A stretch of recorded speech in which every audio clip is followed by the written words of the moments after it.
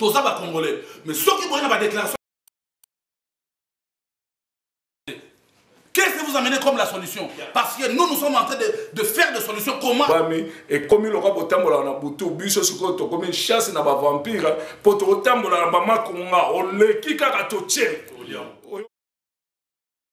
On attaque le Congo, tous les Congolais. Mais ceux qui ont une déclaration, vous avez rien. Tokote qui la bino tenté. Kobanda lobby to pour chasser bino. Bo sali vidéo le lobby to attaquer bino. Et comme il aura beau tambola na butu, biso suko comme une chasse na ba vampire, pour te tambola na ba makonga, on le kika katoche. Oyobi bino tenté. Kobanda lobby to pour chasser bino. Bo sali vidéo le lobby to attaquer bino. Na journaliste ça ko filmer. Qu'est-ce que vous amenez comme la solution? Parce que nous sommes en train de faire des solutions. Comment allons-nous libérer?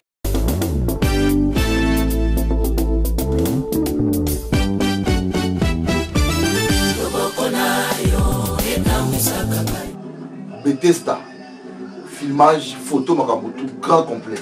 Donc on a un filmage à mariage, la cérémonie nyonso. Donc la cérémonie nyonso, donc on a A na Z. On a Bethesda.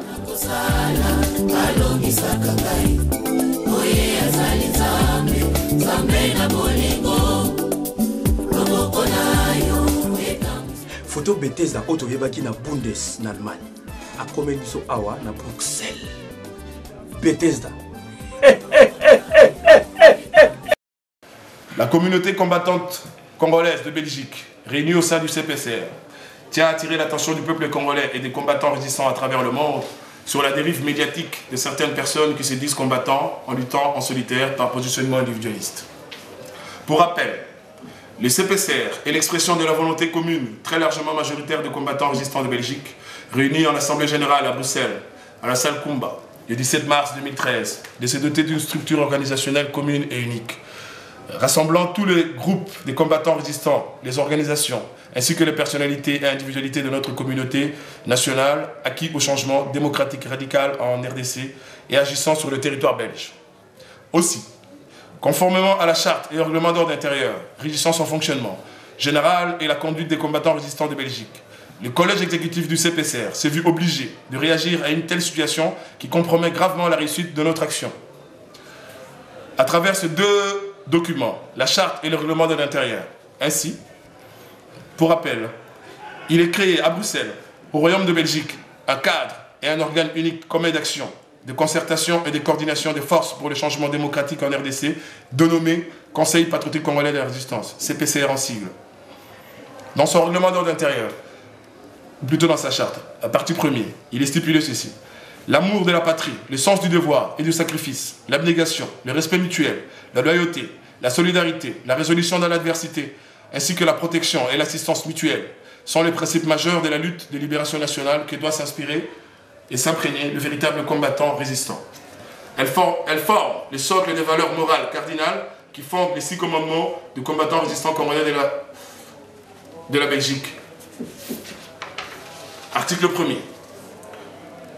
Dans le règlement de l'intérieur, il est dit ceci. Tu ne dénigreras ni n'accuseras publiquement ta sœur et ton frère de combat auquel tu es indéfectiblement lié par le sort et le destin, si ce n'est dans le cadre de la pratique d'une critique constructive ne s'exerçant qu'au sein des organes reconnus du Conseil patriotique congolais de la résistance, conformément à l'article 21 de la charte.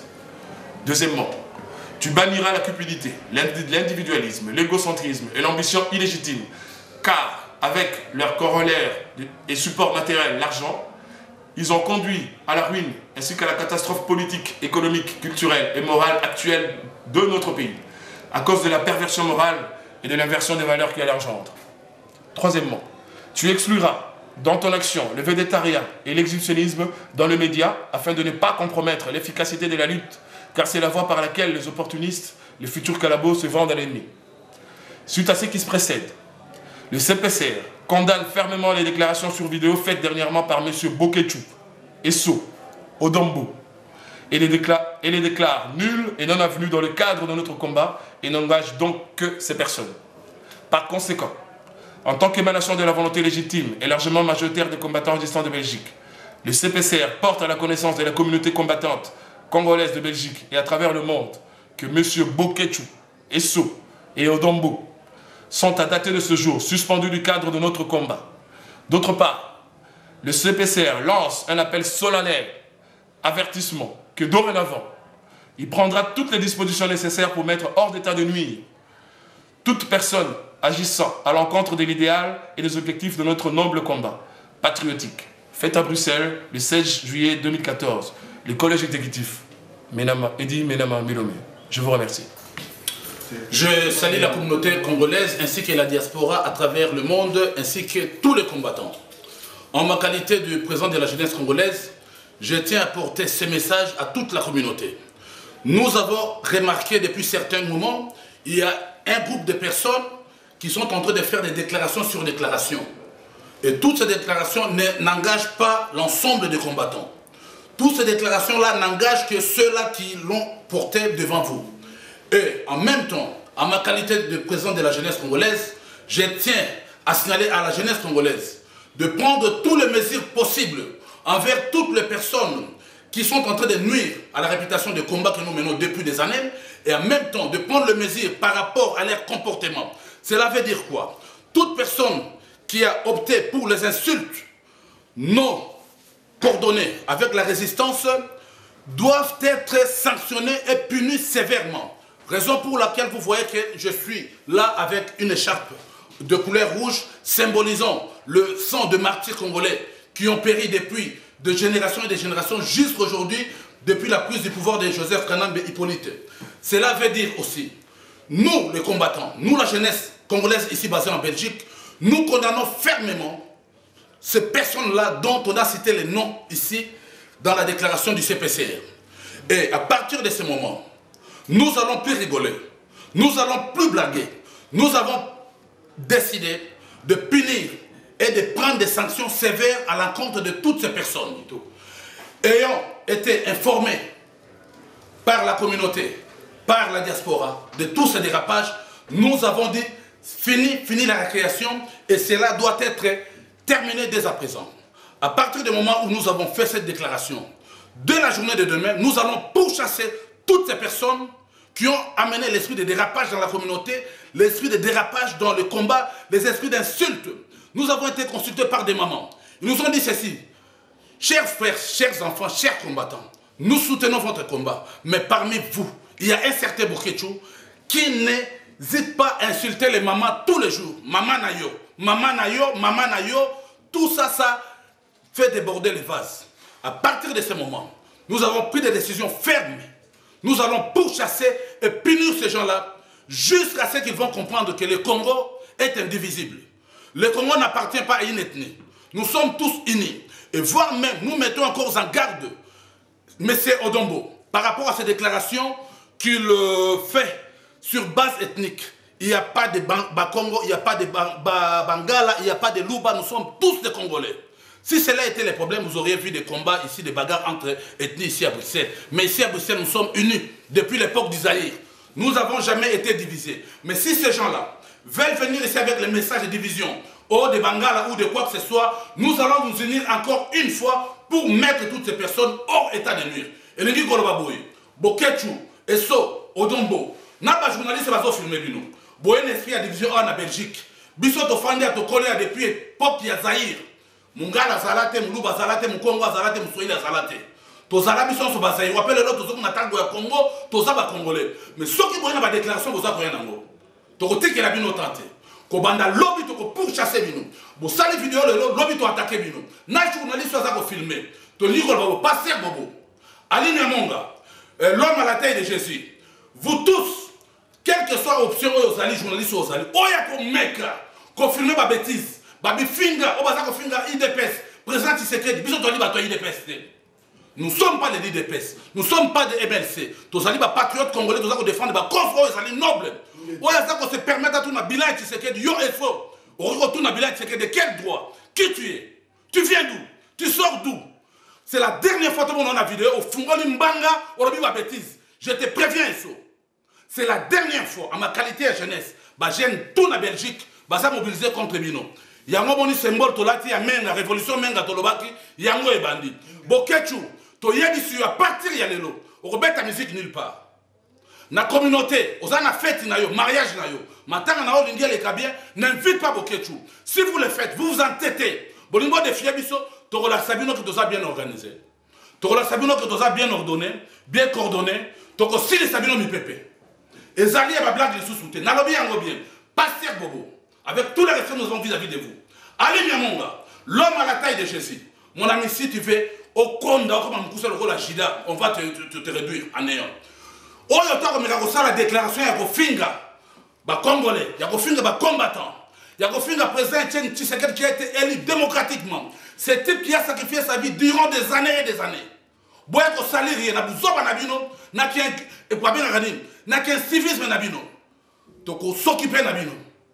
Tshisekedi wa Mulumba fait des sacrifices et des sacrifices que toi Boketu Nieso tu ne peux même pas le faire. Tu n'es même pas sa cheville. Alors eza na mbala suka. Soki ndenge to lobia lobby to ki Boketu sali vidéo. O fungoli mbanga na yo. Na yo eso to lukabino partout. To la sabino ke komba yo ezali soutenir.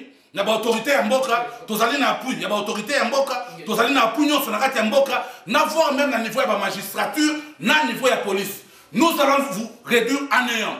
Vous devez salir le combat. Il ne faut pas salir ce combat. Ce combat était un combat noble. Nous nous battons afin que nous puissions libérer un Congo. Un Congo qui serait un Congo meilleur. Et ce combat que nous le menons aussi avec l'appui et l'aide de la Belgique parce que le Congo est, comment on l'appelle, le Congo a le même avenir avec la Belgique. Prépare notre combat. Ingeta. Bon. Ok, bon, on a eu un combat qui s'est PCT na oyo, pichuma yela utuko loba les grands combattants. Et là on a eu na loba yango yo. Bande kolise ki e komi mingi. Bande komingi surtout ya France na ola Sabino Musapi. On a zo loba. Oyo na zo loba yebi. Eza bandi le lote mais ngana lobina na ba bombe oyo ngana ko tchaye na ko kitsaye na se alors ndena ebisi boy le cas zo continuer ko attaquer président lui oh hier azalaki sima tina ba Boketu alors ezo sala nga pasi po combat oyo boloba kaka banda combat mais yeba le musoko suka nzela ba o ba bandi masolo pe ba keti suka mais alors ce qui bon monique asali le côté bocha leader na bino parce que bozo bima na ba kombo ya batu moko bozo bomba na bozo dembela alors botanga ka pe ba parti wana ke non biso to ba to parti boy ngala lobby na soutenir président Eli Etienne wa Mulumba B52 na lobby ango boye visa na zana ko banga te yo pe bima o lobby ke non ngana soutenir ka moto azaka na molili atinda ka yo mwana bili donc ya bitinda na lobby boye ezala mbala suka et puis tu joues bino déjà décision liste et aller et comme le roi botambola na butu biso suko to comme chasse na ba vampire pour to tambola na ba makonga o le kika to tche oyoki o le ki to tche donc ezali su makamuta maseki ya ko solo la l'examine donc yango na lobby na na mingi te basi ba lobby nyoso donc ingeta bon tu moment na ngala tu tanga allocution na cadre ya CPCR wala ezali message ya ba combattant tout réunis na cadre de travail arabe moni déclinaison ya CPCR na tanga ngala bon réfléchir bon tanga bien ce que je veux dire c'est quoi c'est par rapport moi je vais m'adresser à mon frère et ami compagnon compatriote Boketu et compagnon de lutte moi la maman la minute baloba les linges sales c'est là ma famille misi du solo na banda la balabala banguna bazomona ba fiti bazomona je ne doute peut-être pas aujourd'hui encore il y a intégrité dans la carte à combat mais désolé moi la maman ni tu bandaki to lo comme tengama wa di banda on n'est pas du tout d'accord na makamuto zolo boye ba be combat la biso lelo to bundaki yango banda kala tina 2011 pour la bongisa mboka wana la 2011 ba tout ya mboka ba la nibiso ba pesi ba voix pas papa Chichi. C'est lui qui a gagné, c'est lui qui doit présider la destinée en Mboka Nabiso Lelo, ba botola le pouvoir. Il y a comme icône et revendication Nabiso. Vous ne pouvez pas vous permettre de voir n'importe quoi, Tshisekedi, après ça, Mbongo va passer impérium. T'es qui, Boza Banani, Bino? Vous n'êtes même pas la cheville, moi je dirais vous êtes plus bas encore la cheville. Donc il faut que vous ayez vous avez beaucoup de maramozokini, beaucoup de tabokini. Si vous le mis, vous avez n'importe quoi. Je le dis et je le confirme. Je le dis clairement. Mais vous en dites quoi? Il y a respect. notre ennemi commun, c'est Harid Hippolyte Kalambe qui a tué 8 millions de vos frères. Tu en parles comme si on a 15 millions. Ennemi de monsieur, a violé ma maman Labino, a Zouamboga Amino, richesse Yamboga, a dilapida. Aujourd'hui, on parle de 17 milliards. Il y a un Congolais, comment la banque Mobu. C'est pas moi qui le dis, c'est le magazine Forbes. C'est les Américains. Alors réfléchissez. Vous avez appelé la maman Maïle. So bodo kokate, vous paiez. Celui qui vous bébé si makam.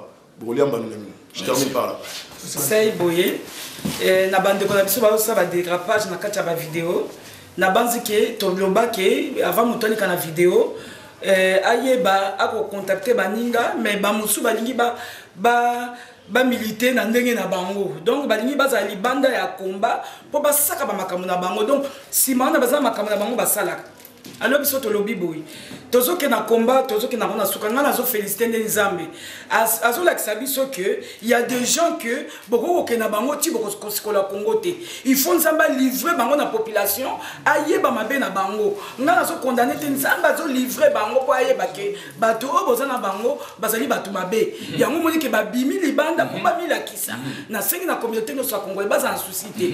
Lelo na ba marche, biso to ko singa ba marche na Belgique et comme 15 personnes et comme 20 personnes pour la mafinga qui bana mike bazo ba ke ko fingele ki abokechu ba ba le ka boko finga abokechu ba mama bazo déclarer ba to va nanda ko finga mama kanga munoko on a des enfants alors bana bazo linga soute ba mama balingi soute yango to lobi boy que boza na société qui yungu les osalema ngai nazo sa société il faut ki yungu le ta message selama banguma mabe e bima libanda poto e babango nga nazo le badazo mona ndengwana poto ko kende na poto te ko sikola Congo ba tomoni mosi na chaise roulante ba peuple lobby et pèse confiance Mandela kuna azaki pe bazo pèse confiance mais pourquoi vous allez na Facebook et boza pour qui et na bato baseli ba double nani profil ba rwandais o bazo ko tsabe on erreur et biso to poni fula bien pe bako tina rythme to ki to za la to le ba moko bana Israël bazaki na kati occupation ba romain po ba bimanzamba yebisa ba mboza kali lo ba moko nzamba koya akopesa bino leader ndenge bizamba la kabango mais ceux qui bino besoin kaka boye oya le ba mille langage besoin ba division ya on que même ata ba mindele balanda biso na Facebook nyoso bokomaka alors so besoin kota na rythme bato mususu besoin ki ne musika alors na sengi na boketu na yeso ba vidéo besoin ça de midi à 14h wana Belgique mon ba lembi parce que toujours ba coup de fil bato ba lembi non les gens ils en ont marre bato ba na pomoni bato ba ba match parce que pour na bino kaka ma finge qui ata ko finga Kabila ngoto za contre Kabila kaka mama na yo mama na biso to sali ba mama na ngapi na zana mama e ko sala malamu te parce que tozo ba mama to ko sa bango na bitumba te tozo kende comment na biso zali ko lo ba mabeba Kabila bazo sala e zali to ko finga ba mala bango e tozo ba mabeba bazo eska bango bazo sala malamu te tozo condamner tozo dénoncer e zali ko finga ba na bakata ba vidéo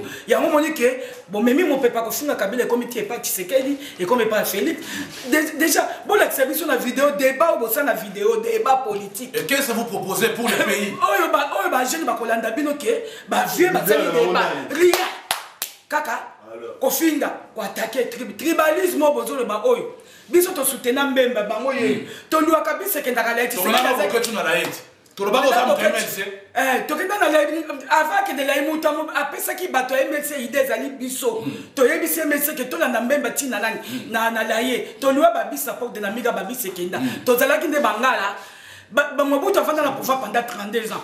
Jamais mon tabandu du Congo, mon Swahili, à l'obake, bino boza ba tribalisme. Tozo que na pas bino batwangwanda, mais to kende ti wapi.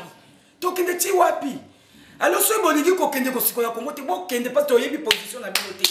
Bo fingi opposition, bo so finga batu ya pouvoir. Alors bino bozali banani. Tozo ba couleur na bino te. Alors bo bima na combat na ko préférer même na ba marche. Bo ya ka soute bo na banda. Bo fana na banda. Na ngalo ba peka ko na kosuka yo boketu. Soro mon oza vrai leader, grand combattant de Rosoloba. Au code diriger Congo, Kende tcha candidature.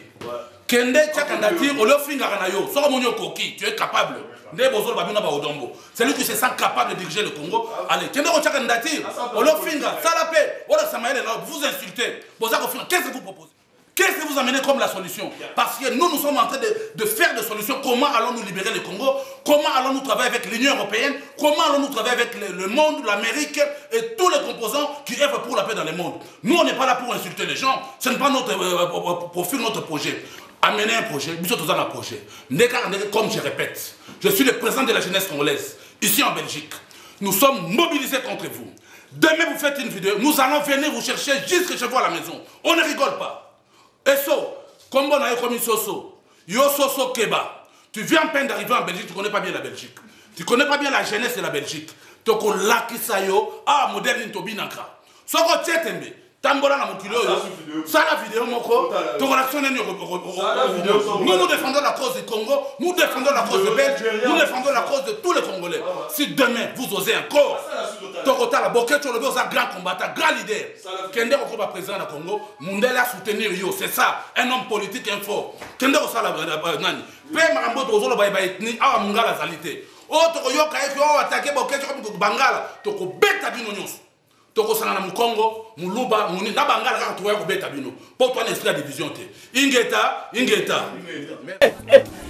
En tout cas, pour nous immortaliser l'événement de la vie, il y a un mal moko na vie. Pour nous place nous soutien. Bethesda. Pour Bethesda? Non. Bethesda, elle est professionnelle.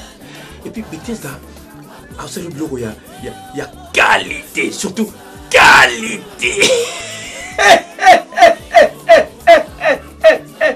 Non, au lieu de Bethesda, tu es dans le tu peux monter dans la banque. Il faut dans qualité à Moussala au Bethesda. On a pour ça, il y a immortaliser baptême na yo, mariage na yo, na ba cérémonie ya ndenge na ndenge. Oh, est-ce qu'on met tout ça pour l'année? Comment me soutenir? Adresse me soutenir, label me soutenir, kaka Bethesda. Tu peux te rendre dans cette Bethesda. Bethesda, a bâti le monde en beauté, na où vous allez ranango. Oui, regarde ce pays. Regarde ce pays. Et là on a le besoin soutenir. Tu peux te rendre dans cette Bethesda. Tu peux te rendre c'était. Oh, ils allaient mariage. Donc tout ça là, montage, donc filmage jusqu'à montage, puis la pochette kitoko, même na kati, yangoyo. Donc tant que vous avez besoin, il y a un mariage nabino ou bien vous avez besoin d'un anniversaire. Donc manifestation, surtout événement, surtout vous avez besoin de reportage, vous avez besoin de photos, vous hésitez, vous y a na maison photo de Bethesda, en tout cas vous allez satisfaire. Na uti na France, na yokaki, na ye, na moni. Photo Bethesda, aza final. Awa, matia kitoko. Pour le mariage na bino, anniversaire, vous contactez photo Bethesda, vous allez jamais déçu. Photo Bethesda, voilà. Photo Bethesda, en train de mettre l'amour. 7 match, un chinton. Wow!